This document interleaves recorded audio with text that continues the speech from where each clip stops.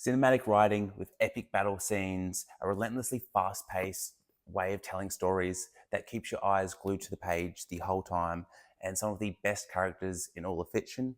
Guys, John Gwynne knows how to tell a story, and he's an author everyone needs to look into. John Gwynne is one of my favorite authors of all time. I've read all 10 of his books, some of them multiple times.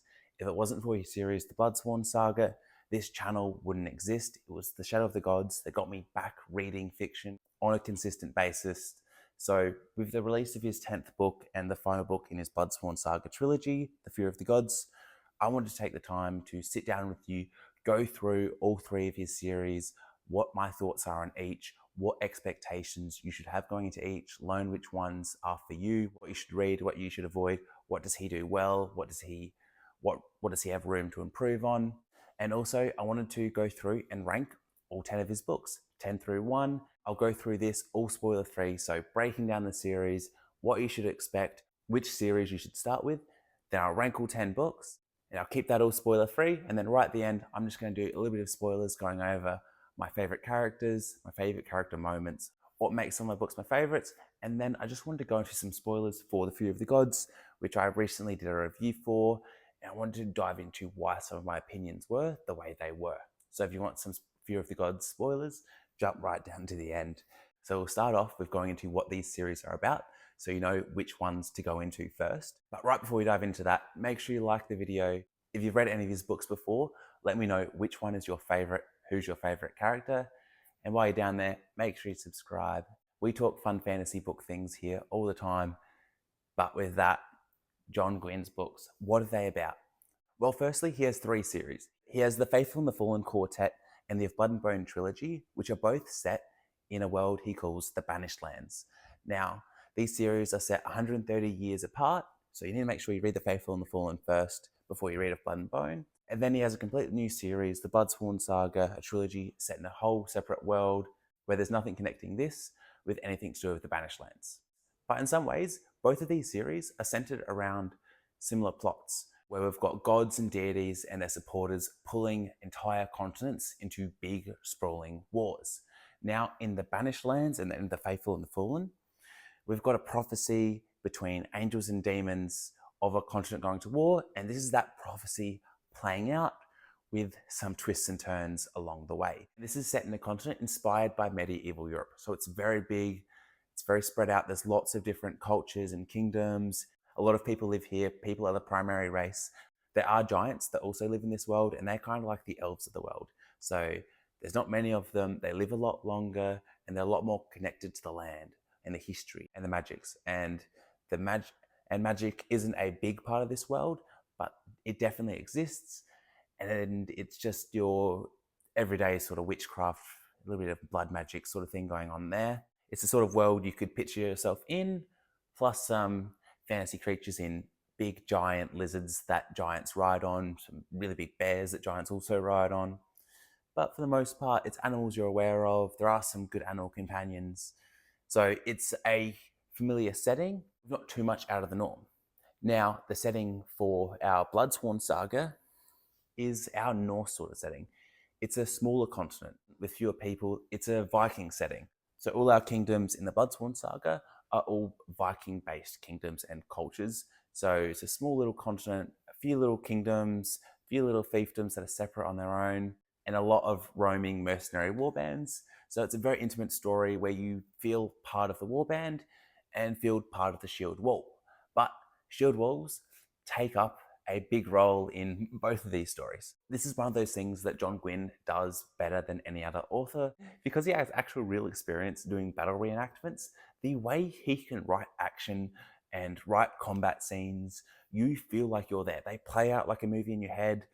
You can picture exactly what John Gwynne's saying. So when your characters are in a shield wall, you feel part of the action. So no matter if you're reading The Faithful and the Fallen or the Bloodsworn Saga, expect to get good quality action and fight scenes and battles that you'll be able to picture in your mind for years after you've read the books.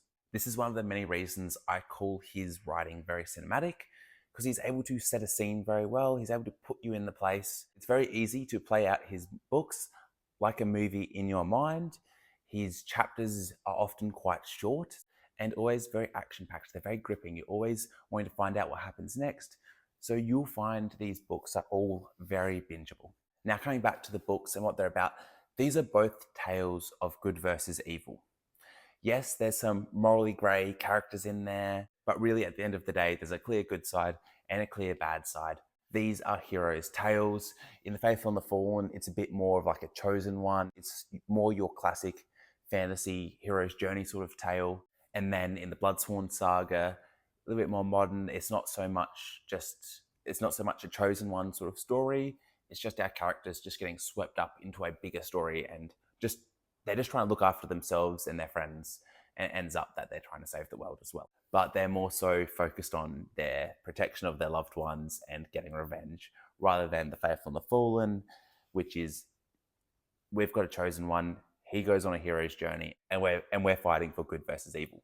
So on the one side, with The Faithful and the Fallen and Of Blood and Bone, we've just got a big, massive, epic fantasy. We've got more POVs, we've got bigger lands, and it feels like we've got more at stake, though on both sides, pretty much everything is at stake. It just feels bigger because the whole grand plan is around the prophecy and the chosen one of saving the side of good. Whereas in the Bloodsworn Saga, smaller continent, smaller cast of characters, it's more intimate, and it's just more about protecting the person next to you and getting revenge on those that have done you wrong. So it feels more closer and like a smaller, more tight-knit story, though the scope of things is kind of similar. Now, to dive further into those characters, in my opinion, The Faithful and the Fallen has deeper characters. It has better character arcs. Maybe it's because we get more of a journey with our characters. We get to see them go through more. We get to see them develop more as people and go through some real character arcs where they start in one place and end up in a very different place. I didn't find that with the characters in Bloodsworn Saga, that they actually grew and changed that much, which is one of the critiques I have for that series, is the characters just felt more one tone, more flat, whereas the characters that you see in Malice are very different to the characters you'll see in Wrath. The character journeys are very deep. So I would say that's one of the sharpest differences between the two series, is the character work in The Faithful and the Fallen is done significantly better than the Bloodsworn Saga. And that's not saying the Bloodsworn Saga has bad characters. You can just open up any form of media and see raving reviews for Orca and Varg, where people love the characters in Bloodsworn Saga. They are fantastic characters. I'm just saying they're better in The Faithful and the Fallen. Also, John Gwynne does a great job of including POVs of the villains in his stories. He does them very well. He will get you despising those people and hating them, or loving them if they're a hero. So character work is something John Gwynne shines in. I just think he shines even brighter in his Banished Lands books. But one of the critiques that he also gets for his Banished Land books, particularly in Malice, is you start off with a lot of different character POVs. So if you don't have a lot of experience reading fantasy, some people find themselves getting a little lost of how many there are. I didn't find that issue at all, and I read this very early on in my reading journey, so I don't understand that.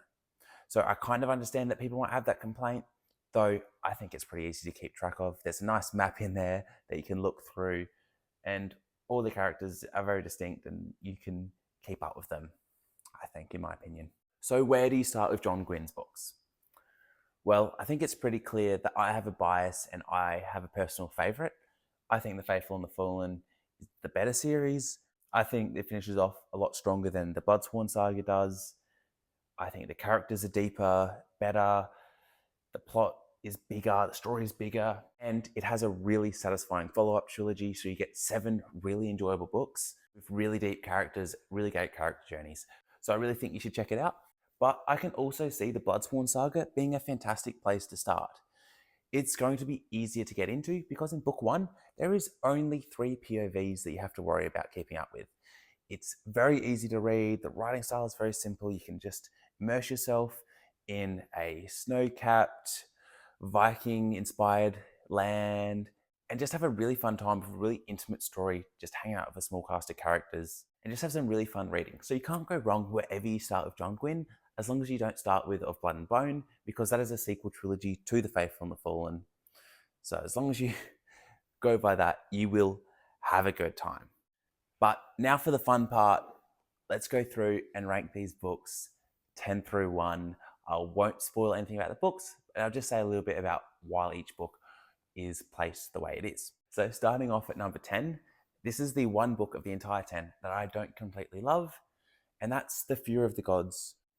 Now, for this one, I felt like this conclusion to the series was very unsatisfying. It took elements of the ending of The Faithful and the Fallen that left The Faithful and the Fallen open for a sequel series. So it took some of those elements where they didn't completely finish the story, they left open ends where they didn't need to be, as that sort of ending wasn't appropriate for this series. Then it also ended up finishing the series kind of back where the series started. So it felt like we went nowhere in these 3 books for some of the elements of the story. And I will go further into this later in the video where I go over those spoilers. I also felt like some of the plot lines were wasted, where they were just big stories set up that kind of just got written off in a sentence. And some of the endings were just unsatisfying for me. And I felt like some of the character development was a little bit limited, and some of the POVs got a little boring and samey by the end. But that's the only book I have negative opinions on by John Gwynne. Just going straight into number 9, we have Shadow of the Gods. And I love this book so much. This book did so much for me. It was the first book I binged in such a long time, and it got me back reading fantasy. So I'll always be thankful for that. And the highlights for this book were, I just felt part of the action. I felt like I was part of a Viking warband, ranging around Norway, running after rumors, getting swept up in a story involving gods. The story starts fast, it gets straight into the plot, you understand what's going on, and it's just pure fun. Which brings us to another book 1 with story number 8, and that's Malice. Malice. John Gwynne's first book he ever wrote. You can see that in some ways. The story feels quite clunky for the first 80% of the book, where you just might feel like John's trying to find his feet. The story doesn't flow as smooth as his other 9 books, but you see the potential. You see the characters he's setting up. You see the journeys that they're getting set up on, and you're hooked. You're just having to read the next chapter, which leads you straight into Valor, which is coming in at number 7 on this ranking. Valor is where John starts to sprint. The last 20% of Malice to the ending of Wrath is just non-stop, go, go, go. You cannot put that part. You cannot put this series down. It's one that you just want to fly through. And if you are reading this series, once you get to Ruin, make sure you plan to read Wrath straight after. This is not something you'll want to put down. But in Valor, this is where the battles start battling. You start getting the scope of this story. You start to see the scope of The Faithful and the Fallen, that this is a big continent-spanning story, and you just can't put it down. So then at number 6, we have A Time of Dread. So this is the first book in his Of Blood and Bone series, which I really liked. And this one's really fun because we get to go back to the Banished Lands. We get to hear about the legacy of The Faithful and the Fallen, the characters, the journeys they went through in this series. We get to see what happened to them. And there are some characters that we see in The Faithful and the Fallen show up in Of Blood and Bone. Some of our characters that live very long lives. We get a new cast of characters, some of which are descendants of previous characters, and it's super interesting. It's great to see how this story was continued and perhaps wrapped up with the later books. Now, at number 5, I put The Hunger of the Gods. So this is the last book of the Bloodsworn Saga. And yeah, this one's just fun action all the way through, really interesting story, a really good setup for the 5th book, and just, yeah, hanging out with a band of characters we really like, and getting some new POVs. We get 2 additional POVs in Hunger of the Gods, some of the villains, and they played out very well in book 2. I didn't find those same POVs that were added in book 2 did as well in book 3, but in book 2 they all did good. Then at number 4 and number 3, we have A Time of Blood and A Time of Courage. Things just keep leveling up from book 1. So these are the last 2 books in the Blood and Bone trilogy. So the battles just get bigger, the twists get bigger, the stories just get deeper, and you just get this overwhelming sensation of how are our characters going to get out of this. And it's just a fun, hooky, gripping journey that not all sequel series are able to do. A lot of the times I don't enjoy sequel series to series I've started because they just don't live up to it. Now, Of Blood and Bone isn't as good as The Faithful and the Fallen because it's not the original cast that made you fall in love with the world, but it's still a fantastic story that you should read if you've read The Faithful and the Fallen. But now that just leaves us with 2 than 1. And this was really hard to pick. So I went with, at number 2, Ruin, the third book in the Faithful and the Fallen. There was just some beautiful character moments in this where our characters are really changing as people, seeing the light, seeing the dark, and just turning one way or the other. And you're just sitting on the edge of your seat, hoping your character makes the right decision and goes the way as you want. And then there's also moments that are just horrifying, and you're just like, no, no, no, no, no. But John will just rip your heart out and stomp on it sometimes. So these books just stick with you. Ruin was fantastic, but Wrath, the conclusion to the Faithful and the Fallen, there is 2 battles in this book that I can still see just crystal clear in my mind to this day. And I read that book 2 years ago. There's character moments that I'll never forget. There's revenge dealt out that I'll never forget. Epic conclusion, great battles, fantastic series. Wrath just has to win out for that reason. But now I just wanted to highlight some of my favourite characters from The Faithful and the Fallen, because I just haven't had the opportunity to talk about them and why I love them so much. So if you haven't read The Faithful and the Fallen, you might want to stop watching now. And then I'm just going to put my complaints for The Fury of the Gods right at the end of this video. I'll put a spoiler section there too of why The Fury of the Gods didn't work for me and why I soured on that series. But The Faithful and the Fallen, my favourite characters: Camlin, Veritas, and Macwin. Macwin's journey from side character in the first book to just main character, absolutely menacing warrior by the end of the book, just running through people, causing chaos, was such an interesting character arc, because I thought Castell was going to be this big lead role, and then him dying at the end of book 1 just flipped so many tropes in my head that I was like, did not see the Macwin journey coming. So it landed very strong, and then seeing just having a character just go through just endless pain, coming out just like a super soldier on the other side, just made for very compelling reading. Seeing his revenge on Jael was so satisfying and will forever be my favorite part of the series. Just that battle is just so clear in my mind. Just him running after Jael, Jael just throwing his soldiers in other people's way just to try and survive. I hated Jael so much. He is one of the people I hate so much. Jael, Wraith, and Lycos, I despised. Lycos is just an evil villain, so he's a horrible person. But Jael and Wraith, cowards. They would just do or say anything to try and survive, just sniveling, just pains in the ass. Seeing theirs two's death was, seeing the end of both of those two was incredibly satisfying. And I'm very happy that Macwin could help us out there. Camlin,